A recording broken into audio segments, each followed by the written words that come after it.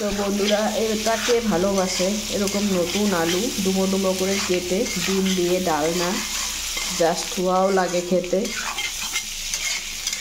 তো আমি আলু, পেঁয়াজ আর তেজপাতা ফোড়ন দিয়ে ভালো করে আলুটা ভেজে নিচ্ছি।